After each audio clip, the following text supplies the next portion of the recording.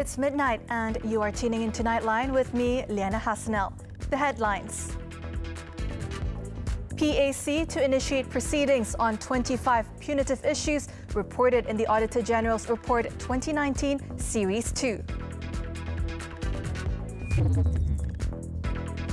And alleged NRD data leak, police opened investigation paper.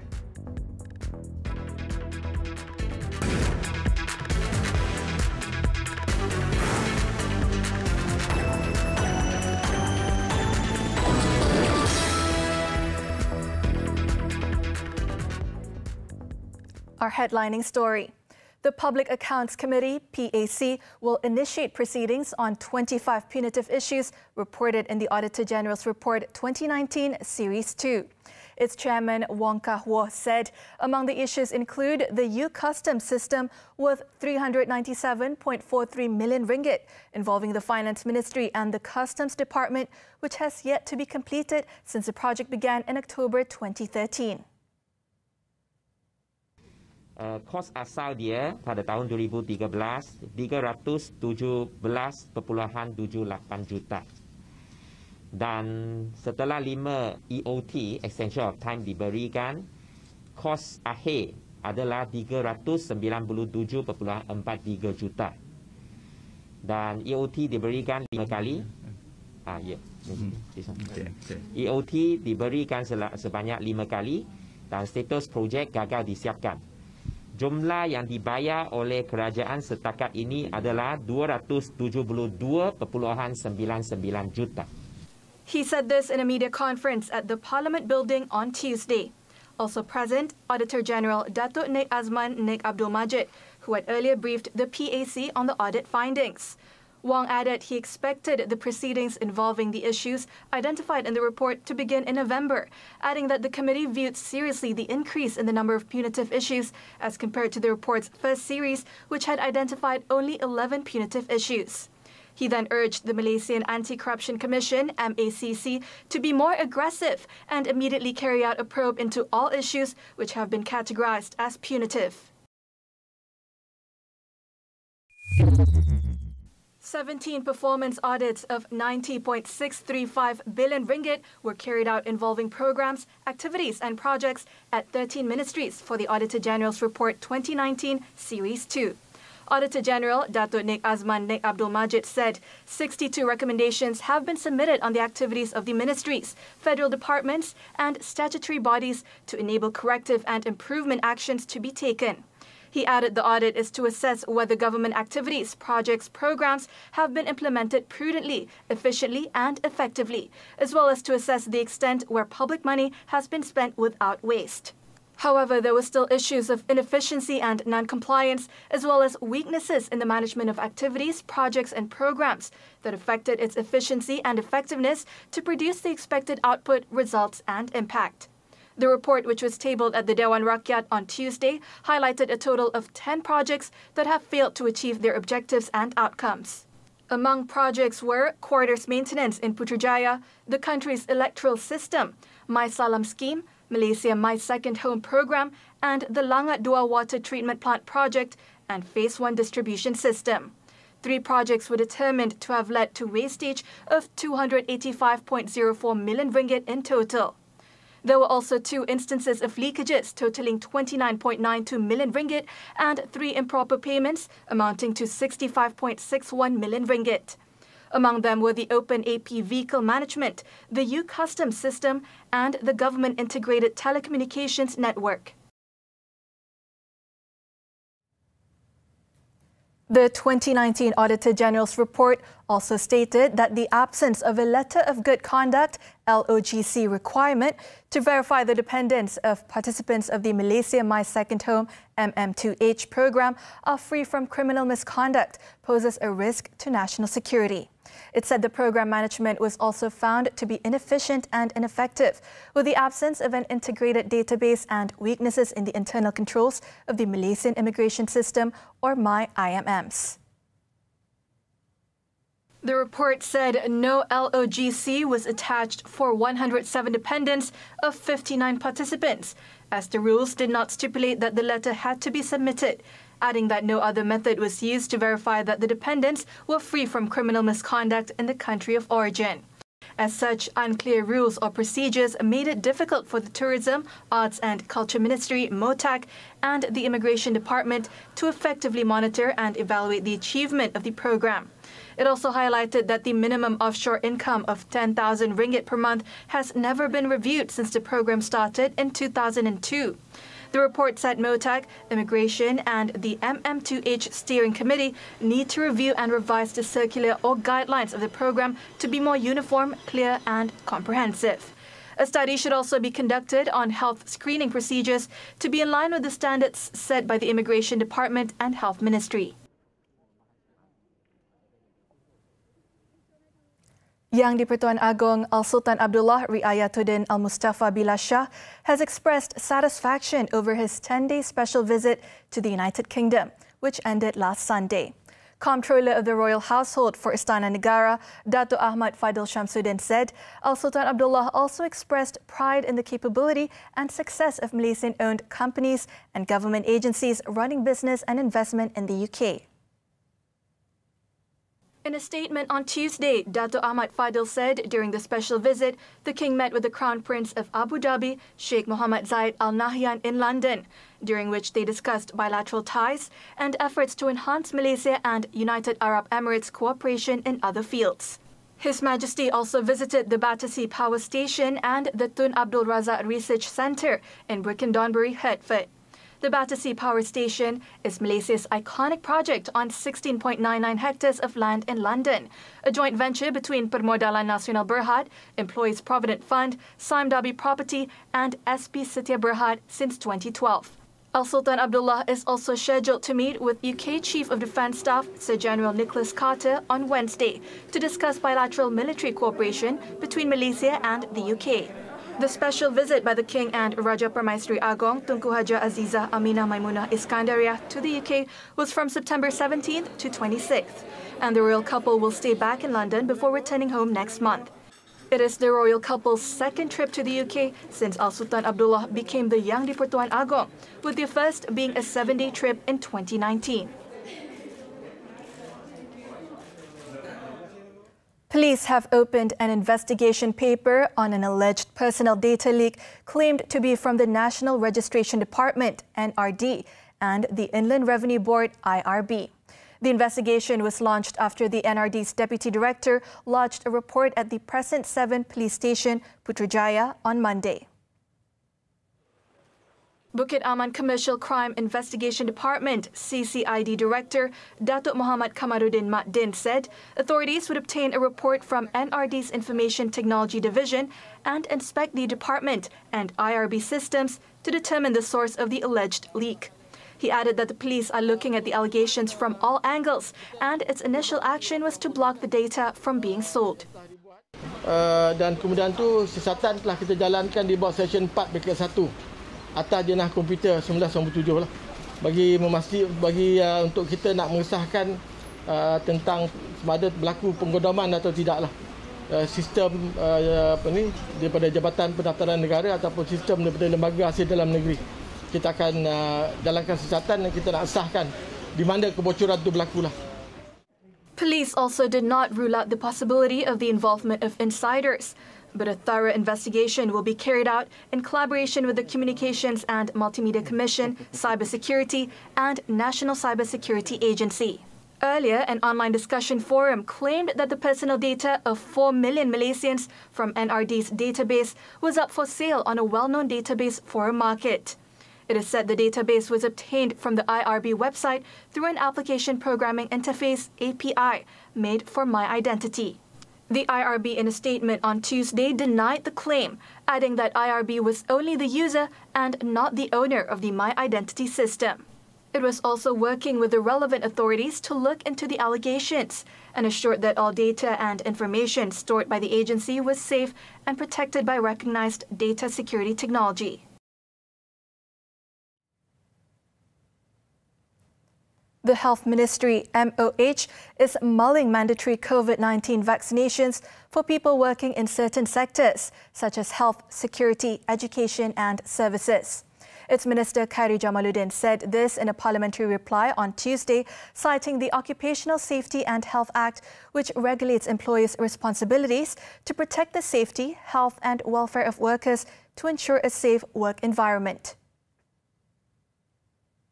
Responding to a question by Jimpol Member of Parliament, Datuk Muhammad Salim Sharif, who asked the Minister on the mandatory measures that will be taken against anti-vaccine groups, Khairi said his ministry was also looking at several other proposals, other than using the Prevention and Control of Infectious Diseases Act to call for federally mandated vaccinations for the whole Malaysian population. Among them is an opt-out option for individuals who refuse to get vaccinated against COVID-19 and who agree not to receive the privileges offered to fully vaccinated people. The MOH was also considering mandating full vaccination as a condition to gain entry to public facilities, such as eateries, shopping centres, government offices, universities and libraries, as well as participating in social or sport activities. Also at the August House, Transport Minister Datuk Sri Wika Siong stressed that he has never issued any directive for senior citizens aged 70 and above to return their driving licence. He said driving competency should not be measured based on age, and there were many factors that contributed to road accidents. Kerana kompetensi berlainan macam yang berhormat Langkawi, beliau dapat memandu dengan baik, jauh lebih baik daripada orang yang gila-gila bawa kereta di atas jalan raya. Ini tidak boleh ada diskriminasi bagi mereka yang umur 70 tahun. Jadi sebab itulah saya kata ini bukan pendirian MOT. Dan kita tak berhajat pun tukar kerana kompetensi itu bukan berdasar kepada faktor umur. Dan kita juga lihat banyak sebab yang menyebabkan kemalangan ini berlaku. Datuk Sri Wee also said 80% of road accidents were caused by human factor, 13% due to vehicle failure, and 7% contributed by environment. Driving under the influence of alcohol can also raise the risk of accidents by 13 times compared to a sober person. On another matter, the minister said 807 road crash cases involving vehicles driving against the traffic flow were reported this year, 29 of which were fatal accidents.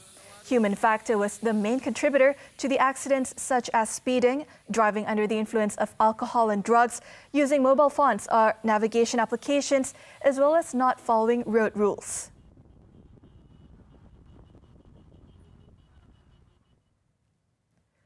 Pension payments are expected to reach an estimated 46.6 billion ringgit in 2030. Prime Minister Datuk Sri Ismail Sabri Yaakob said the sum included benefits which cover service pension and rewards, as well as leave replacement payments.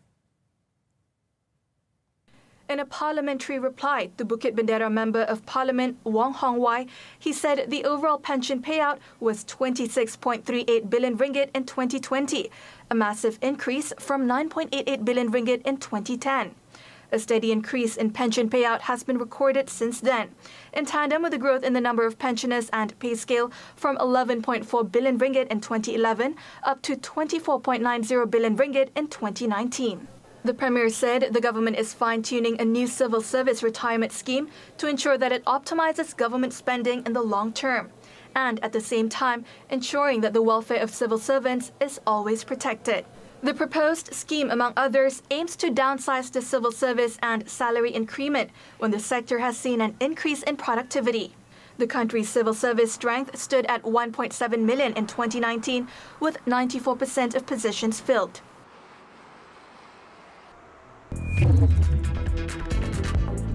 Police arrest 6, including 4 members of a family in Malacca drug bust. This and more when we return.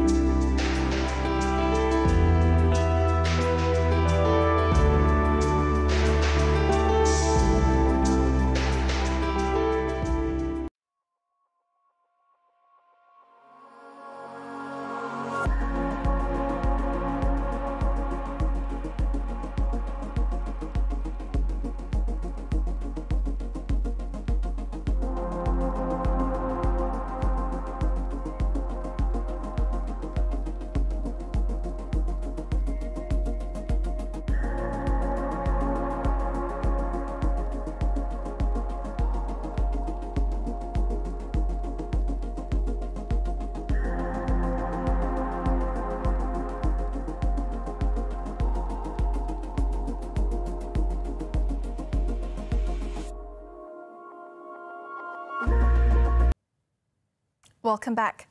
The development expenditure allocation for 2022 budget will be enhanced to drive socio-economic recovery activities and the national development agenda. Finance Minister Datuk Sri Tengku Zafrul Abdul Aziz said the national budget would also focus on building national resilience through the concept of inclusivity, especially in terms of reducing the income gap among communities and development gaps between states. In a statement on Tuesday, Datuk Sri Tengku Zafrul said the focus areas for next year's budget included restoring and rebuilding the country's resilience to deal with any potential crisis in the future by, among others, strengthening the public healthcare system. He noted that for the 12th Malaysia Plan 12 MP, the development expenditure allocation was estimated at 400 million ringgit, which was a significant increase from 248.5 billion ringgit for the 11 MP. He added that the 2022 budget will focus on the digitalization agenda that includes the implementation of 5G, the Jendela program, as well as increasing digital adoption, especially among small and medium enterprises. Furthermore, with the launch of the Fourth National Industrial Revolution policy, digitalization and technology utilization will be prioritized to enhance Malaysia's long-term economic prospects and resilience, in line with the Malaysian Digital Economy Blueprint. He also pointed out that there was a need to increase the country's statutory debt limit to provide additional fiscal space to support the opening up of economic sectors and ensure a sustainable recovery. In other news, police have arrested a 64-year-old man, his 2 sons and daughter-in-law in their 20s, who were believed to be involved in a drug peddling syndicate known as Geng Nisai. All of them, together with 2 other men who are close friends of the senior citizen, were nabbed during 4 separate raids around Malacca on Saturday and Sunday. Authorities also seized 7.5 kilograms of shabu worth over 223,000 ringgit, which were found buried under the main suspect house in Kampung Hilir, Kuala Sungai Baru. Based on initial investigation, the senior citizen was believed to be the syndicate's mastermind, and the suspects have been peddling drugs around the district since a month ago. All the suspects have been remanded for a week since September 26th to facilitate investigations under the Dangerous Drugs Act. In Sarawak, police have smashed a house break-in and vehicle theft gang known as Geng PG following the arrest of 3 locals aged between 26 and 39, including a woman. The suspects were detained in 2 separate raids at a convenience store and a rented room at Jalan Tun Ahmad Adrus in Kuching on September 24th and 26th. The male suspects, both recently released from jail, were believed to be the masterminds, while the woman helped to sell off the valuables and vehicles stolen by the 2 men. With the arrest, police said they have solved at least 15 house break-in cases and 9 vehicle thefts, all involving an estimated 430,000 ringgit in losses. Authorities are tracking down another man identified as Muhammad Rafizi Sahari, while the 3 suspects have been remanded for 4 days to assist investigations under the Penal Code. Elsewhere in Pulau Pinang, the Butterworth Sessions Court fixed November 3rd for case management of the 164 money laundering charges involving 20.22 million ringgit faced by former Batu Maung Assemblyman Datuk Mansur Musa. Judge Ahmad Azari Abdul Hamid set the date after receiving the prosecution's application to allow all the charges to be tried simultaneously. On July 12th, Datuk Mansur pleaded not guilty in the Butterworth Sessions Court to 106 money laundering charges, involving more than 11 million ringgit, allegedly committed between September 2011 and August last year. 3 days later, he claimed trial in the Kuala Lumpur Sessions Court to another 58 counts of money laundering, involving 9.22 million ringgit, allegedly committed between December 2008 and May 2015. The 500,000 ringgit bail imposed by the Butterworth Court remains, while the 200,000 ringgit bail set in Kuala Lumpur will be revoked.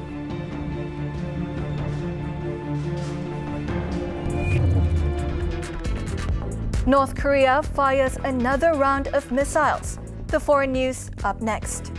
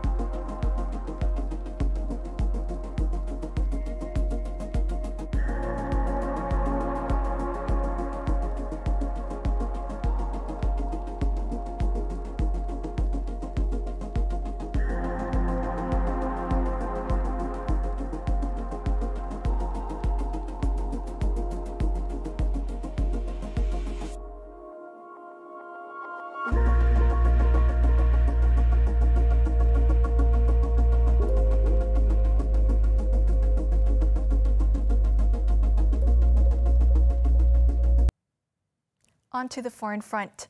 After narrowly beating Chancellor Angela Merkel's Christian Democratic Union, CDU, in Sunday's general election, members of Germany's Social Democrats, SPD, said Tuesday they want to start talks about forming a ruling coalition with the Greens and the Liberal Free Democrats, FDP.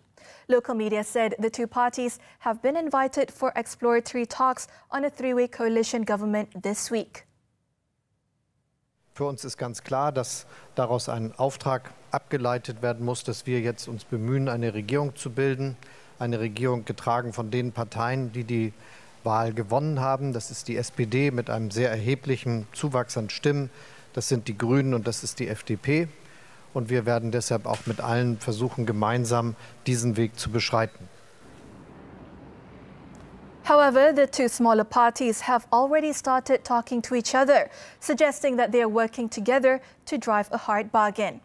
In fact, the Greens and FDP have different positions on many issues and want to see whether cooperation is possible. The two parties met with each other on Monday before any talks with the CDU or SPD. According to analysts, this marks a first in German history and a big break with the country's political traditions.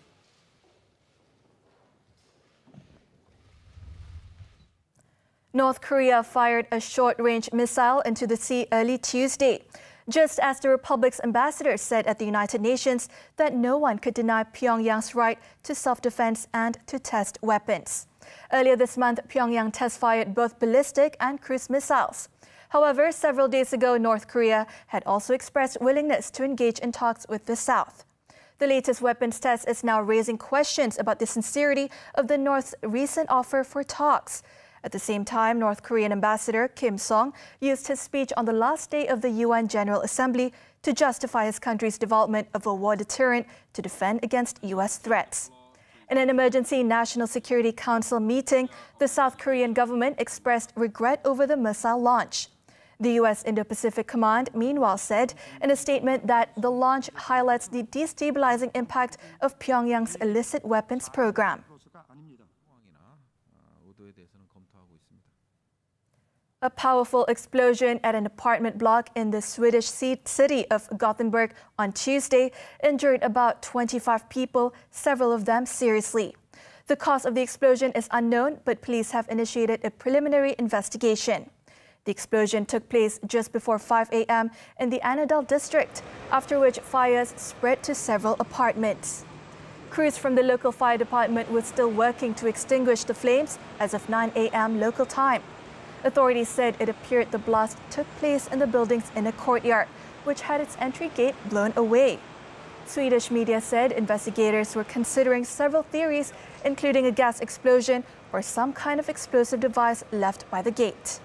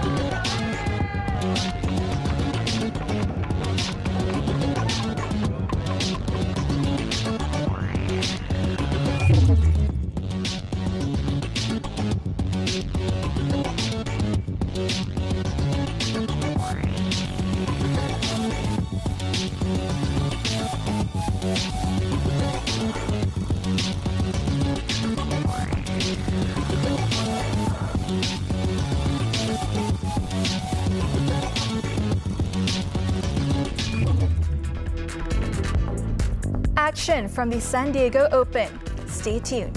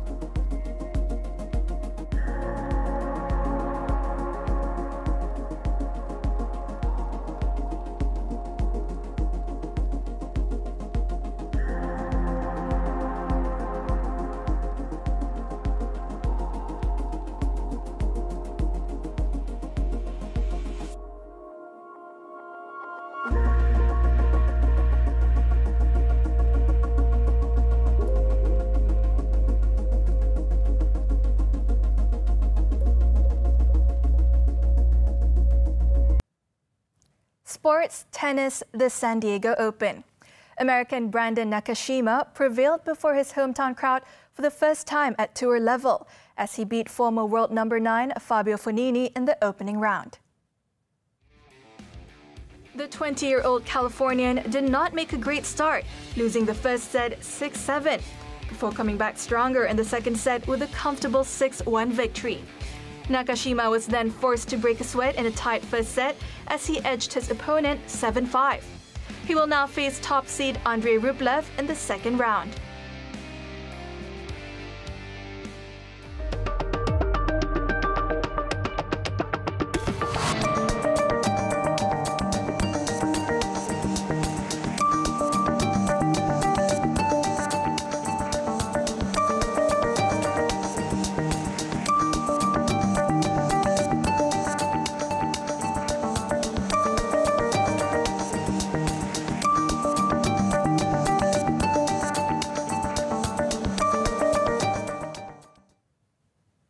Lava flowing from an erupting volcano in Spain's Canary Islands has picked up pace on its way to the sea. The volcano erupted 9 days ago, and lava rivers have since destroyed hundreds of buildings and homes in their paths. Its explosive activity wraps up Nightline this time around. With that, I'm Liyana Hassanel. Thanks for watching and take care, Malaysia.